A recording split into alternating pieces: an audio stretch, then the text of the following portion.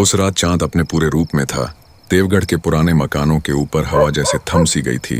एक बूढ़ा हकीम अपनी बेटी के पास बैठा था और एक ऐसी दवा बना रहा था जो इंसान को मौत से जिंदगी दे सकती थी। लेकिन उसे क्या खबर थी कि वही दवा उसके घर में एक शैतानी आत्मा को जन्म दे देगी। यह कहानी है निशा की, एक ऐसी लड़की जो एक ही रात में बच्ची से जवान बन गई और जिसे देखकर पूरा गांव दीवाना हो गया। लेकिन कोई नहीं जानता था कि उसके दिल में एक ऐसा राज छिपा है जिसे सुनकर किसी का भी खून जम जाए।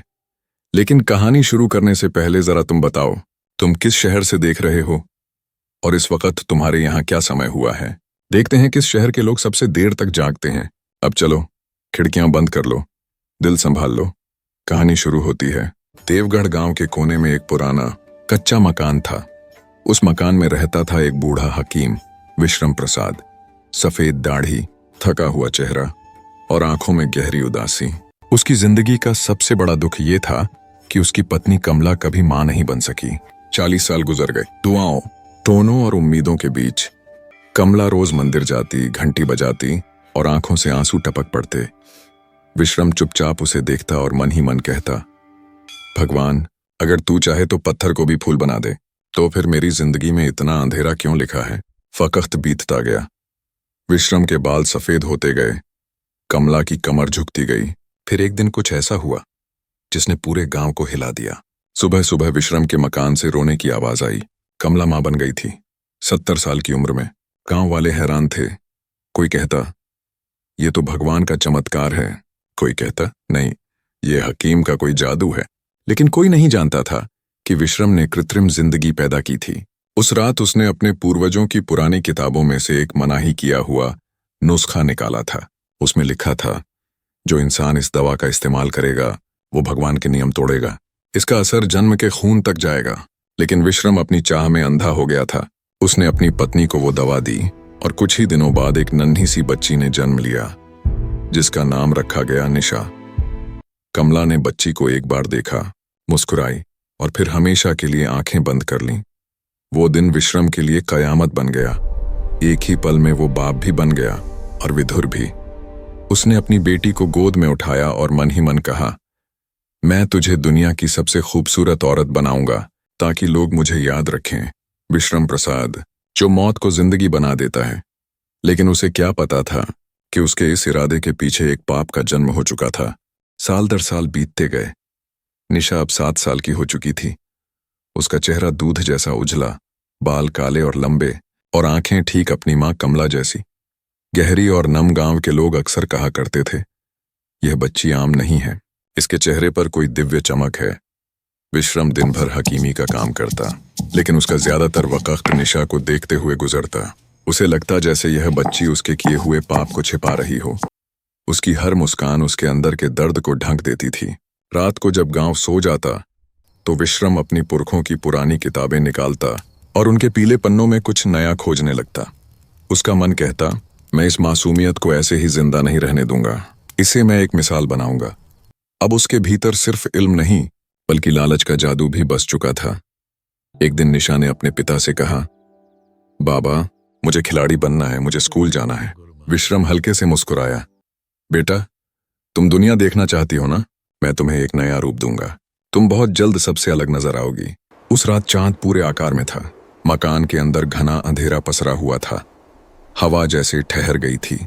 विश्रम ने अपने कमरे का ताला बंद किया और एक पुरानी शीशी निकाली। उसमें हरी झाग उठ रही थी।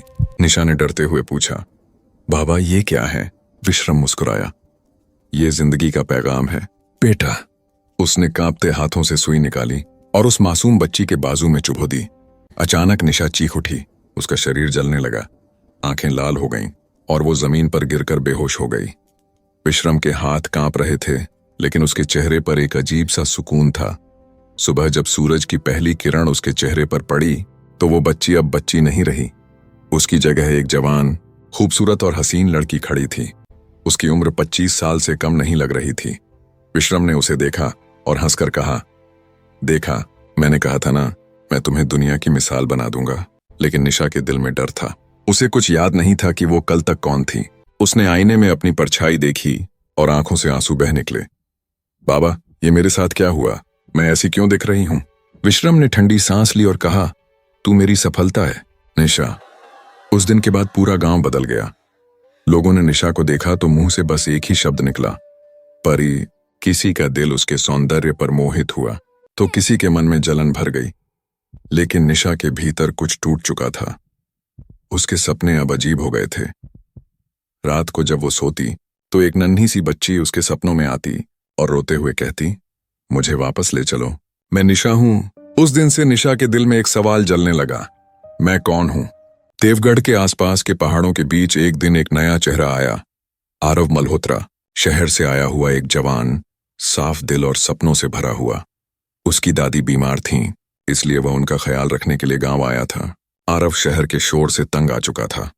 उसे लगता था कि गांव में उसे सुकून मिलेगा, लेकिन उसे क्या पता था कि यह गांव उसकी जिंदगी हमेशा के लिए बदल देगा। एक दोपहर वह तालाब के पास गया, जहां हल्की हवा चल रही थी। पेड़ों के साए पानी में हिल रहे थे।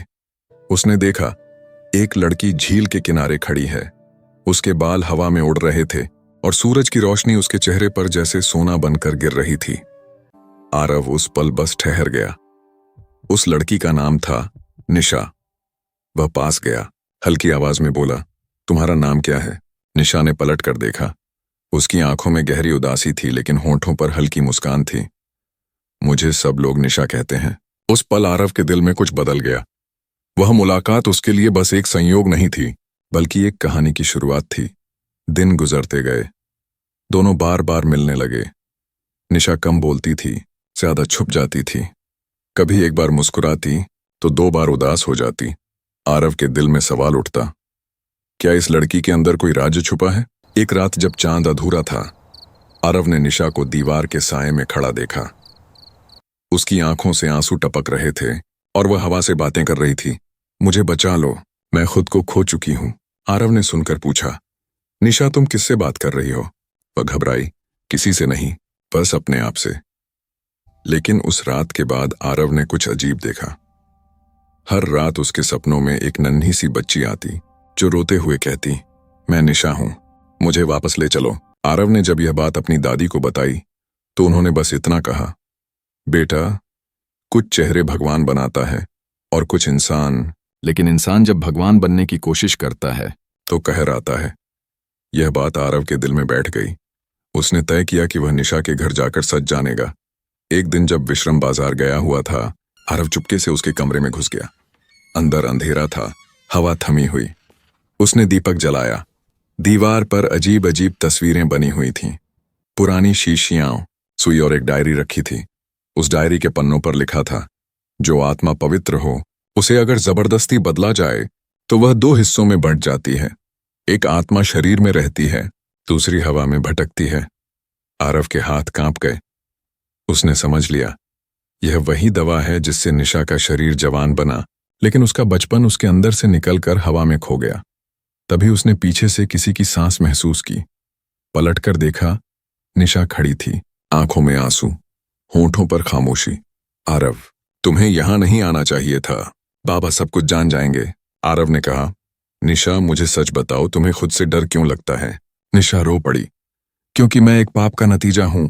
उसका हर शब्द आरव के दिल में तीर की तरह चुभ गया। उस पल से आरव के लिए निशा सिर्फ मोहब्बत नहीं, बल्कि एक कसम बन गई कि वह उसे इस जिंदगी के जादू से आजाद कराएगा। उस दिन के बाद देवगढ़ गांव का आसमान बदल गया था।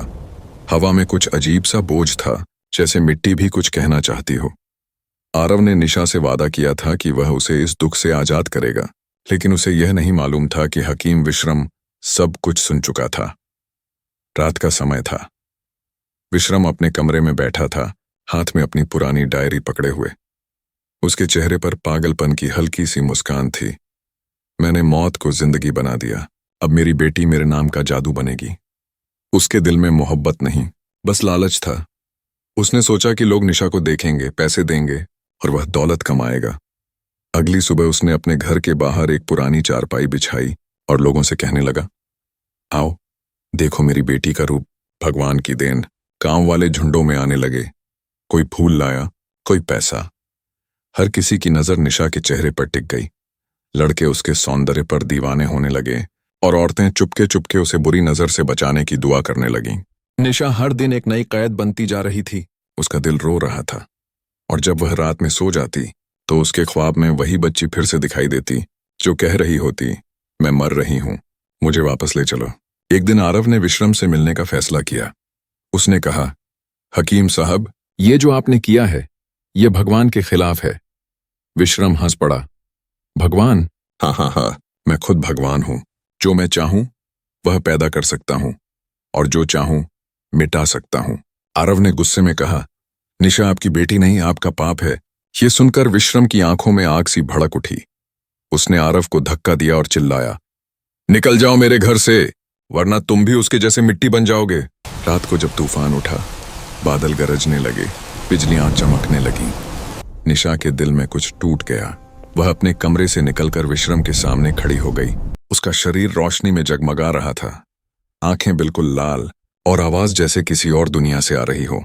बाबा, आपने मुझे पैदा नहीं किया, आपने मुझे मिटा दिया है। विश्रम पीछे हटा। निशा, ये क्या कह रही हो? आपने मेरी आत्मा तोड़ दी, आपने मुझे 2 टुकड़ों में बांट दिया।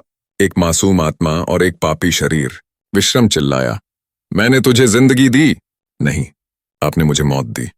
अचानक हवा तेज हो गई, छत की लकड़ियां हिलने लगीं और आसमान से बिजली सीधा मकान पर गिर गई। एक जोरदार धमाका हुआ, छत टूट कर नीचे आई और विश्रम उसके नीचे कुचल गया। उसकी चीख पूरे गांव में गूंज उठी। आरव भागकर घर आया। अंदर देखा, धुआं और राख। निशा बेहोश जमीन पर पड़ी थी। उसके हाथ पर वही सुई का निशान चमक रहा था। आरव ने उसे गोद में उठाया और कहता गया, निशा, आंखें खोलो, मैं यहां हूं। लेकिन निशा चुप थी।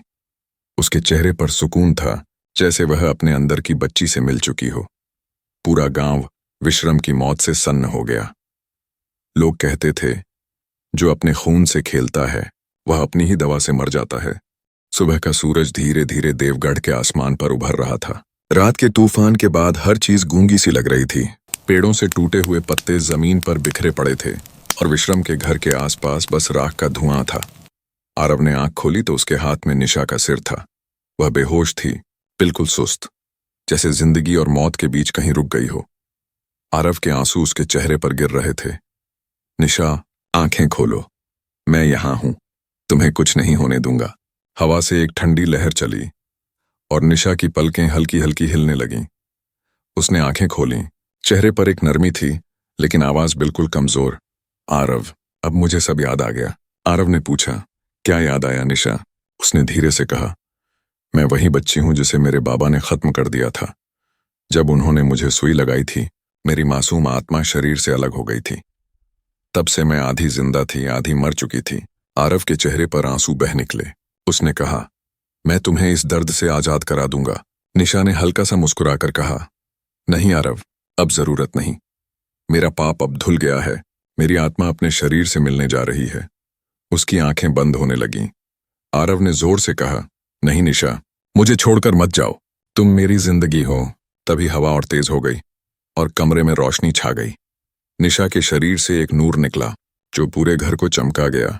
उसने अपनी आंखें खोलीं और आरव का हाथ पकड़कर हल्की सी मुस्कान के साथ बोली, आरव, जब मोहब्बत सच्ची होती है तो आत्मा भी आजाद हो जाती है।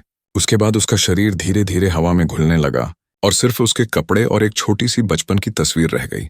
तस्वीर में एक नन्ही सी बच्ची थी, उसके हाथ में चमेली का फूल था। आरव ने तस्वीर अपने सीने से लगाई और चुप होकर रो पड़ा।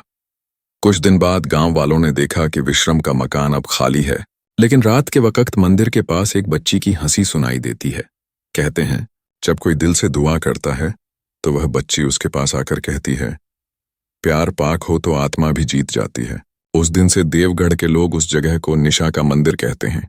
आरव रोज शाम को वहां फूल रखने जाता है और धीरे से कहता है, मैं हर जन्म में तुम्हें ढूंढ लूंगा निशा। हवा चलती है, फूल हिलते हैं और कहीं दूर से एक हल्की सी आवाज गूंजती है। आरव, उस आवाज में सुकून भी है, दर्द भी, और उस कहानी का आखिरी एहसास भी कि पाक मोहब्बत सिर्फ इंसान नहीं बल्कि रूहों को भी जीत लेती है।